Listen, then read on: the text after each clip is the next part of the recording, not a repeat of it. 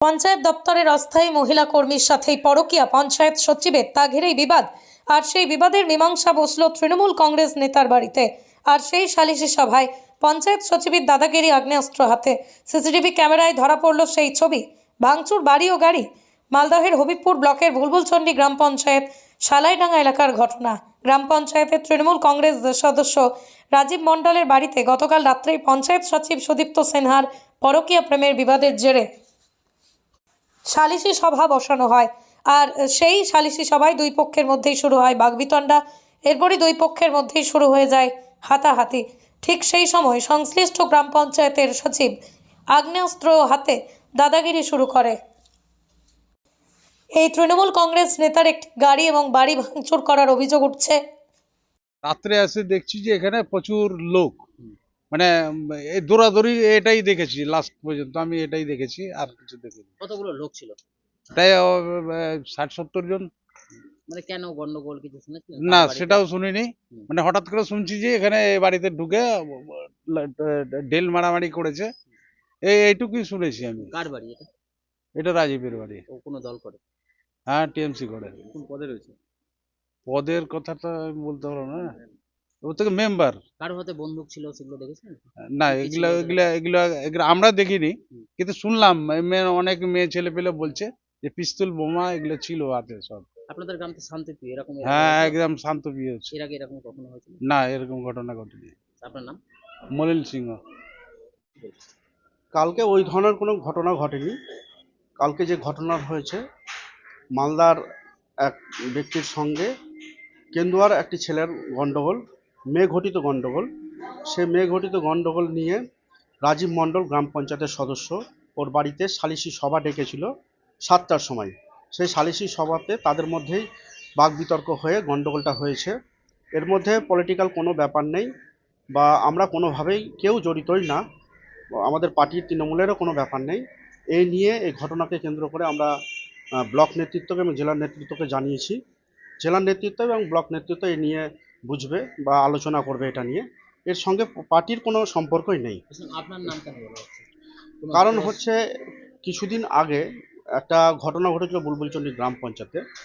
সেখানটাতে বুলবুলচন্ডী গ্রাম পঞ্চায়েতের প্রধানের সই জাল করে আমাদের আত্মীয় স্বজনের জমি, সকলেই রাজীব মণ্ডল আমাদেরই কাকাতো ভাই, সে সকলের জমি 15 বিঘা জমি, বর্গা জমি সে নিজের নামে করে নেয়। সেই নিয়ে পুলিশ থানাতে কমপ্লেন হয়েছিল আমাদের আত্মীয় স্বজনের পক্ষ থেকে, এবং প্রধানের সই জালি করার জন্য সেটা প্রধানেও একটি থানাতে কমপ্লেন করে। তার এগেনস্টে এখনও কমপ্লেনটা চলছে, কোনো বেলও হয়নি।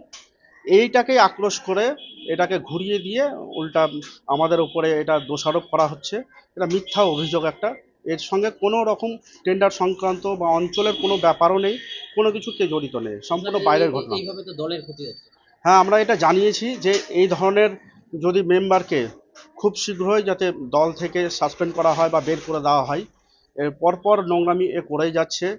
তৃণমূলের আমাদের অঞ্চল সুষ্ঠুভাবে অঞ্চল চলছে, সুষ্ঠুভাবে কাজ করার প্রচেষ্টা চলছে, সেখানে কাজে বিভিন্ন ক্ষেত্রে ও বাধা হয়ে দাঁড়াচ্ছে বারবার এসে বিজেপির সঙ্গে যোগসূত্র রেখে।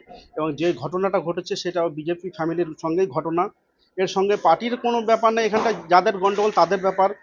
ও বাড়িতে আইন আছে, থানা পুলিশ আছে, সেখানটাতেও বাড়িতে সালিশি সভা কী করে ডাকে, বা সালিশি সভা তো একটা মেম্বার বসাতে পারে না বাড়িতে। সে বাইরের গণ্ডগোলকে বাড়িতে নিয়ে আসার পরেই এই গণ্ডগোলটা বেঁধেছে। এর মধ্যে আমাদের কেউ কোনোভাবেই যুক্ত না। আপনার নাম? আমি পীযূষ মণ্ডল, হরিপুর পঞ্চায়েত সমিতি অপোজিশন লিডার।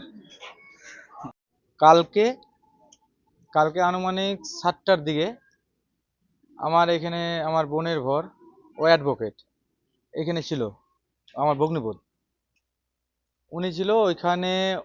ওই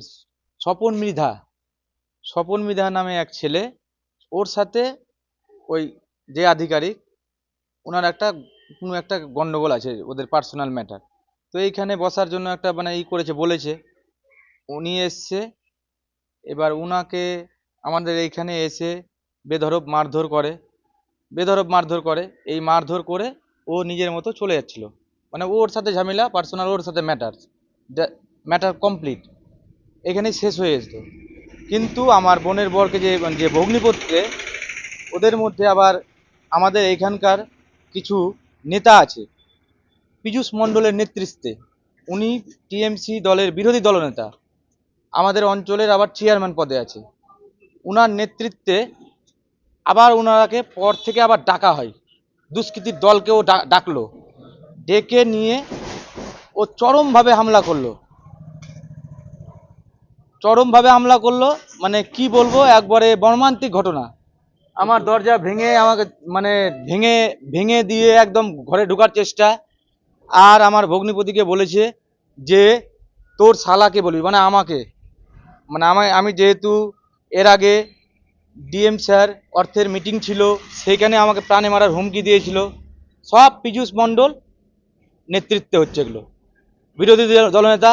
ও একনায়ক তন্ত্র চালাচ্ছে, আমাদের বুলবুলচন্ডী হবিপুর ব্লকে একনায়ক তন্ত্র চালাচ্ছে, বলছে আমার কথাই শেষ কথা হবে। আমি টিএমসি দলের বিরোধী দলনেতা, আমাকে ছেড়ে কেউ একটা কাজ যদি উল্টাপাল্টা করে তাকে আমি লাশ ফেলে দেবো। ওদের হাতে কি ছিল? আগ্নেয়াস্ত্র দেখা গেছে। আগ্নেয় অস্ত্র, ধারালো অস্ত্র, লোহার রড, মিনিমাম 60 থেকে 70 জন। এবার আমার ভগ্নিপত, ও তো অ্যাডভোকেট, ও মালদায় অ্যাডভোকেট করে। বলছিলাম আপনার বাড়িতে সালিসি সভা বসলো কেন? প্রশাসন ছিল, আইন ছিল। আমাদের এখানে সালিসি সভা কিছু না, ওইখানে জাস্ট খালি ফোন করে এখানে আসলো যে দাদা এখানে দেখা করব। ও অ্যাডভোকেট একটা পরামর্শ নেওয়ার জন্য, ও শুনেছে যে আমাদের এইখানে হয়েছে, ওই জন্য উনি এখানে এসেছে। ওইখানে এসে ওর সাথে কথা বললো, কথা বলে টলে দিয়ে ওর সাথে যা ঝামেলা ওর সাথে মিটে গেল, চলে যাচ্ছিল। এইখানে আবার ফোন করে সুমিত মণ্ডল ফোন করলো, ও পীযূষ মণ্ডলের নেতৃত্বে ফোন করে ওকে রীতিমতন ডেকে নিয়ে আমার বাড়ি, এই আমার অ্যাডভোকেট ভগ্নিপতি ও ওনার গাড়ি ভাঙচুর করলো, আমার বাড়িতে ভাঙচুর করার চেষ্টা করলো। আর আমাকে বলল যে এরপরে যে যত একজন সরকারি আধিকারিক, সে বন্দুক কোথা থেকে পেল? ও আমি তো জানি না, হ্যাঁ ওটা ও কোথা থেকে পেলো না পেলো আমি বলতে পারবো না। নাই করে 60 থেকে 70 জন ছিল, 60 থেকে বন্দুক নিয়ে এসেছিল সালিসি সভায়? একদম ও সবকিছু নিয়ে এসেছে। এটা পীযূষ মণ্ডলের নেতৃত্বে হয়েছে। হ্যাঁ, পীযূষ মণ্ডলের নেতৃত্বে। পীযূষ মণ্ডল কোথা থেকে গুন্ডা বাহিনী নিয়ে আসা করেছে ওটা আমি কিচ্ছু বলতে পারবো না। কোন দল করে? পীযূষ মণ্ডল টিএমসি করে, আমিও টিএমসি দলের শিল্প পরিকাঠামোর সঞ্চালক। পুরোপুরি এই বুলবুলচন্ডীতে একটা জনসাধারণ ওর পিছনে নাই, তবু ওর এক নায়ক আপনার প্রতি আক্রোশ কিসের? আমার প্রতি আক্রোশ একটাই কারণ, আমি এর আগে টেন্ডার যে ও বেনিয়ম ভাবে যে ওই করেছিল, ওটার জন্য আমি DM sir, DPRDO sir, ADM panchayat সব জায়গায় কমপ্লেন করেছি। ওই কমপ্লেনের ভিত্তিতে আধিকারিক মহাশয় এসে নিজে আমাদের বুলবুলচন্ডী জিপিতে বাতিল করে গিয়েছেন।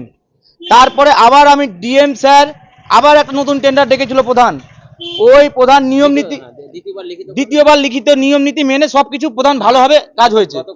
গতকালকের ঘটনা এটা, আমি আবার 6 তারিখে আবার টেন্ডারটা কি করলো, একদিন আগে টেন্ডার অবৈধভাবে করেছিল, টেন্ডার নিয়ম নীতি মেনে করেছিল, তার জন্য কি করলো, ওই নিজেদের ঠিকাদার কাজ পায়নি, তার জন্য উনি কি করলো, প্রধান অনলাইনে টেন্ডার যে কেউ পার্টিসিপেট করতে পারে, এখানে সবাই পার্টিসিপেট করেছে। নিজেদের প্রধান গতকালকের ঘটনার পর লিখিত করলেন আজকে? প্রধান, হ্যাঁ আমি লিখিত করেছি। প্রধান কার নামে যেহেতু লিখিত করেছেন? আমি করিনি, আমার যে ভগ্নিপতি ছিল যে কার নামে করেছেন? ওর নামে, যার নামে করেছে ওই সুমিত মণ্ডলের নামে। সুমিত মণ্ডল ওনাকে ডেকে নিয়ে যে করেছে, পীযূষ মণ্ডলের নেতৃত্বে সব হচ্ছে এগুলো। আর যার বিরুদ্ধে অভিযোগ সুদীপ্ত, সে কি করে? উনি অঞ্চলের সেক্রেটারি, ওনার সাথে আমার কোন রকম মানে ঝামেলা নাই। আপনার নাম? আমার নাম রাজীব মণ্ডল, ওনার সাথে আমার কোনো রকম ঝামেলা নাই।